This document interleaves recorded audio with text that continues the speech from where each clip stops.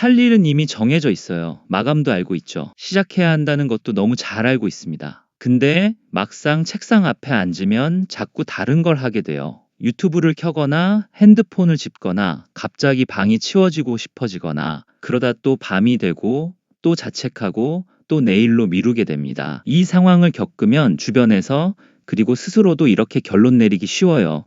의지가 없는 거야. 그냥 게으른 거 아니야? 근데 그 결론이 좀 이상하다는 거 느껴본 적 있지 않으세요?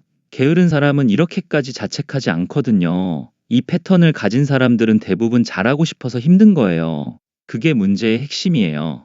오늘은 그 지점을 풀어볼 거예요. 왜 잘하고 싶다는 마음이 오히려 시작을 막는 방향으로 작동하는지, 뇌에서 무슨 일이 일어나고 있는지, 그리고 뭔가 달라지려면 어떤 방향으로 가야 하는지 말이에요. 지금 내 안에서 벌어지는 일을 조금 더 정확하게 보게 되면 자책의 방향 자체가 달라지기 시작하거든요. 그게 오늘의 목표죠. 오늘 영상을 끝까지 보시면 지금 당장 써볼 수 있는 기술 하나, 앞으로 2주 동안 실험해볼 루틴 하나가 손에 남습니다. 같이 가볼게요. 뭔가 해야 하는 일이 있어요. 보고서일 수도 있고, 발표 준비일 수도 있고, 오래 미뤄온 이메일 한 통일 수도 있죠. 분량이 많지 않아요. 시간도 있어요. 근데 시작이 안 돼요. 파일을 열고 첫 문장을 쓰려고 해요. 그 순간 뭔가 막혀요. 이 표현이 맞나? 이렇게 쓰면 이상해 보이지 않을까? 처음부터 잘 써야 하는데 그 생각들이 먼저 오고 손이 멈춥니다. 결국 파일을 닫거나 다른 탭을 열거나 자리를 뜨게 돼요. 이 상황에서 자주 나오는 반응이 두 가지예요. 하나는 자책이에요. 나는 왜 이럴까? 의지가 없는 건가? 다른 하나는 전략적 다짐이에요. 다음엔 더 일찍 시작해야지. 이번엔 진짜 강하게 마음 먹어야지. 근데 이 두 가지가 왜 잘 안 먹히냐면 문제의 원인을 잘못 짚고 있기 때문이거든요. 이 상황은 의지가 부족해서 생기는 게 아닙니다. 뇌가 특정 방식으로 작동하고 있는 거예요. 그리고 그 작동 방식을 모르면 아무리 강하게 다짐해도 같은 자리를 맴돌게 됩니다. 흔한 오해가 하나 더 있어요. 완벽주의는 꼼꼼하고 결과물이 좋은 사람들의 특성이라는 것. 근데 실제로는 아무것도 시작 못하는 사람, 중간에 포기하는 사람, 끝까지 제출을 못하는 사람에게도 똑같이 나타납니다. 겉모습은 정반대처럼 보여도 안에서 돌아가는 회로는 같아요. 그래서 저 사람은 완벽주의자고 나는 그냥 게으른 것이라고 오해하기 쉬운 거죠. 그러면 뇌에서 실제로 뭐가 일어나는 건지 들여다볼게요. 뇌는 기본적으로 위협을 먼저 감지하는 구조로 되어 있어요. 감정 처리에 관여하는 영역은 이게 나한테 안전한가, 위험한가를 아주 빠르게 판단합니다. 이 판단이 정확할 때도 있고 완전히 틀릴 때도 있어요. 실제로는 아무 일도 없는 상황에서 경보를 울리는 경우도 꽤 있거든요.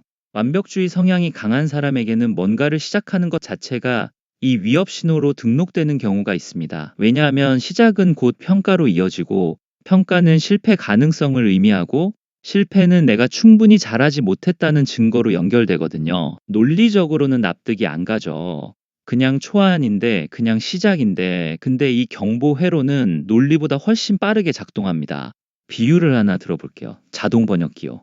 외국어를 한국어로 바꿔주는 기계인데 이 번역기가 오래되거나 업데이트가 안 됐으면 이상하게 번역하는 경우가 있잖아요. 멀쩡한 문장을 위험한 의미로 왜곡하거나 아예 다른 내용으로 출력하거나 말이에요. 완벽주의 회로가 이것과 비슷해요. 보고서 쓰기를 입력하면 내 가치가 평가받는 위험한 상황으로 번역해서 출력하는 거거든요. 번역이 맞고 틀리고를 따지기 전에 일단 경보부터 울립니다. 그리고 여기에 두 번째 문제가 더해져요. 회피할수록 그 번역이 더 굳어집니다. 오늘 못 시작했으면 내일은 더 부담스럽거든요. 이미 미뤘으니까 이번엔 더 잘해야 해라고 뇌가 계산하거든요. 기준이 올라가면 시작 문턱도 같이 올라갑니다. 하루가 지날수록 그 일이 더 무거워지는 구조예요. 이게 왜 의지만으로는 안 풀리는지의 이유입니다. 의지는 행동의 연료이지 경보를 끄는 스위치가 아니거든요. 경보가 울리는 상태에서 의지로 달려가 봤자 더 크게 막히는 경우도 있어요.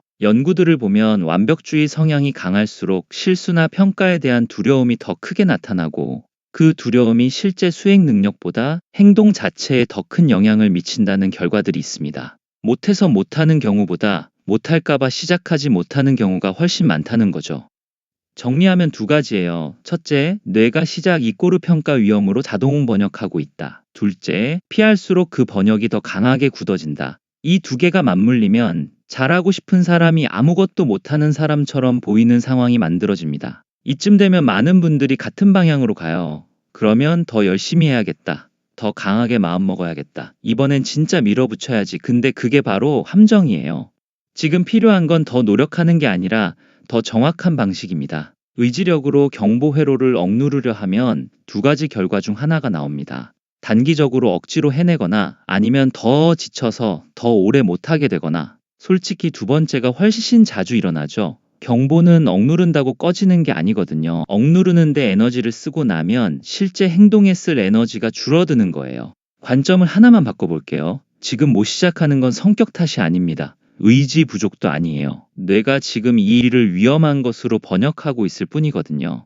그리고 그 번역은 틀릴 수 있어요. 실제로 보고서를 내도 별일 없는 경우가 훨씬 많습니다.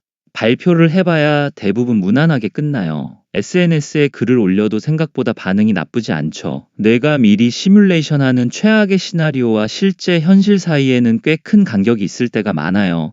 그 간격을 인식하는 것, 그게 변화의 첫 번째 조건이에요. 딱 한 가지만 기억해두면 좋습니다. 지금 필요한 건 더 노력이 아니라 더 정확한 방식이다. 이 방향이 바뀌면 자책의 방식도 달라지기 시작하거든요. 그러면 오늘 당장 써볼 수 있는 기술을 하나 소개할게요. 기술의 이름은 라벨링이에요. 굉장히 단순합니다. 지금 내 안에서 일어나고 있는 상태에 이름을 붙이는 거예요. 예를 들어 볼게요. 뭔가 시작해야 하는데 손이 안 가고 있는 상황이에요.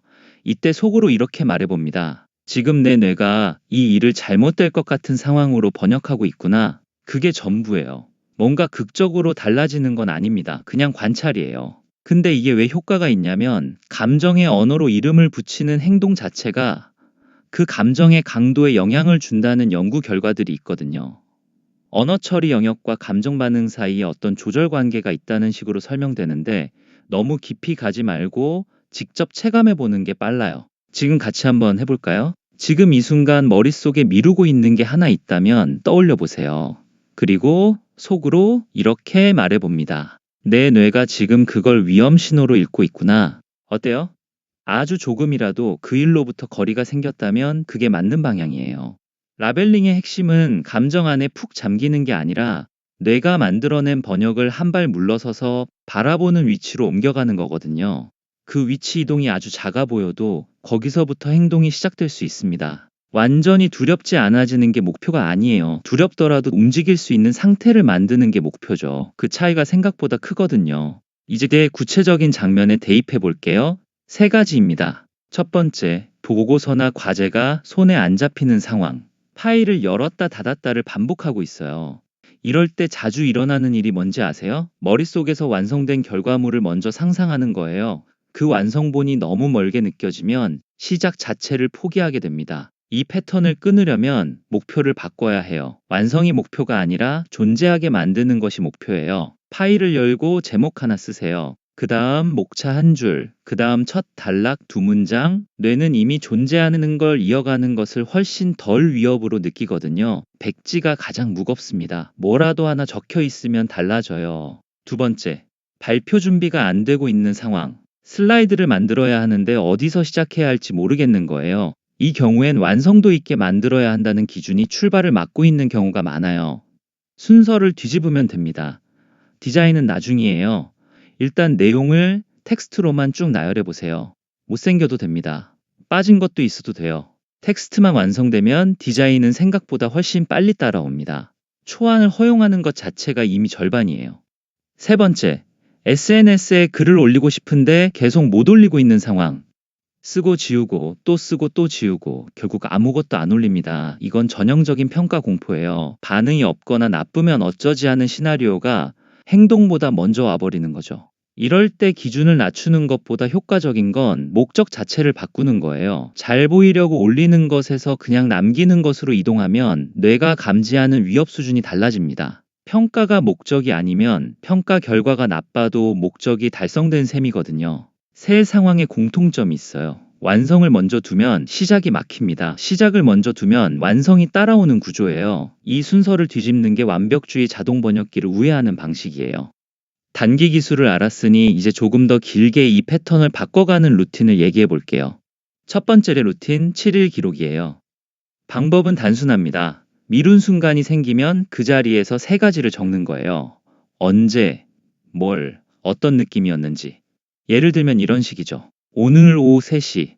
보고서 파일 열었다가 다듬, 느낌, 어디서 시작해야 할지 막막하고 잘 못 쓸 것 같은 느낌. 한 줄이면 충분합니다. 이걸 7일 동안 반복해요. 일주일 분량이 쌓이면 패턴이 보이기 시작합니다. 어떤 종류의 일에서 더 많이 막히는지, 어떤 시간대에 회피가 강해지는지, 어떤 감정이 트리거가 되는지가 눈에 들어오거든요. 이 정보가 없으면 해결도 막연해요. 그냥 더 열심히 해야지는 방향이 없는 힘이에요. 패턴을 알아야 전략이 생깁니다. 두 번째 루틴, 2주 접촉 훈련이에요. 핵심은 단 하나입니다. 완성이 아니라 접촉이 목표예요. 매일 딱 5분만 그 일을 열어보는 거예요. 읽지 않아도 됩니다. 고치지 않아도 돼요. 그냥 열고 화면만 보고 닫아도 됩니다. 이걸 2주 동안 반복하세요. 뇌는 반복적으로 접촉한 것을 시간이 지날수록 덜 위협으로 느끼기 시작하거든요. 처음엔 파일을 여는 것만으로도 긴장되던 게 일주일쯤 지나면 조금 덜 무거워지는 경험이 생겨요. 아주 작은 변화처럼 보이지만 그게 시작 문턱이 실제로 낮아지는 신호예요. 그 토대 위에서 행동이 붙기 시작합니다. 루틴을 잘 시작했다가 다시 원래로 돌아오는 일이 생겨요. 그게 실패가 아닙니다. 회피 패턴은 오래 작동해온 방식이고 2주 만에 완전히 바뀌진 않거든요. 다만 자주 걸리는 함정을 미리 알아두면 훨씬 낫습니다. 함정 하나, 오늘 하루쯤은 괜찮겠지? 이 생각이 가장 조용하게 가장 자주 와요. 하루 건너뛰면 다음날 문턱이 다시 올라갑니다. 그러니까 완전히 쉬는 대신 최소 접촉을 기준으로 삼아 보세요. 5분이 힘들면 파일만 열어보는 거예요. 1분이어도 됩니다. 끊기지 않는 게 힘이거든요. 함정 둘, 잘 되는 날에 몰아붙이는 것. 루틴 중에 갑자기 잘 풀리는 날이 오면 오늘 기세로 다 끝내버리자는 생각이 들어요. 근데 그렇게 몰아붙이면 다음날 에너지가 바닥나서 루틴 자체가 무너지는 경우가 많습니다. 루틴의 목표는 그날의 성과가 아니라 연속성이에요.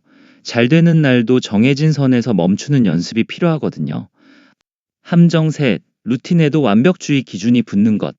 기록을 꼭 매일 써야 해. 5분을 정확히 지켜야 해. 하루 빠뜨리면 다 망한 거야. 이렇게 루틴 자체에 완벽주의 기준이 붙는 순간 다시 똑같은 패턴이 시작됩니다. 루틴은 틀려도 돼요. 기록이 엉성해도 됩니다. 완벽하게 지키는 게 아니라 안 끊기는 게 핵심이에요. 이 차이를 기억해두면 좋아요. 함정 넷, 혼자 너무 오래 버티는 것.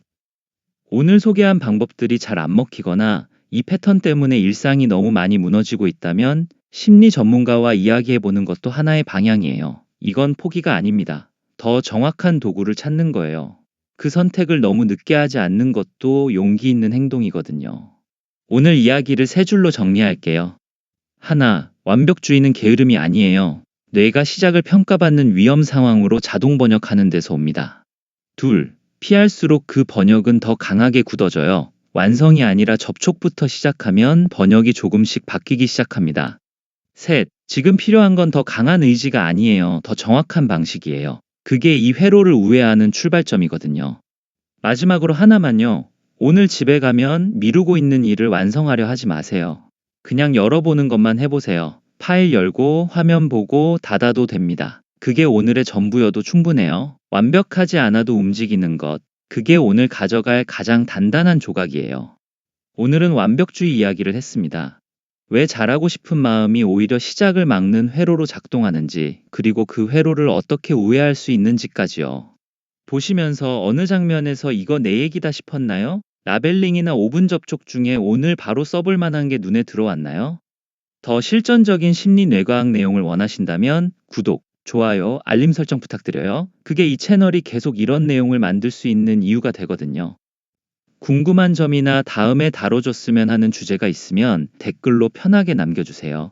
댓글이 쌓일수록 이 채널도 더 현실적이고 정확해질 수 있어요. 심리코드 001이었습니다. 오늘 하나 여러분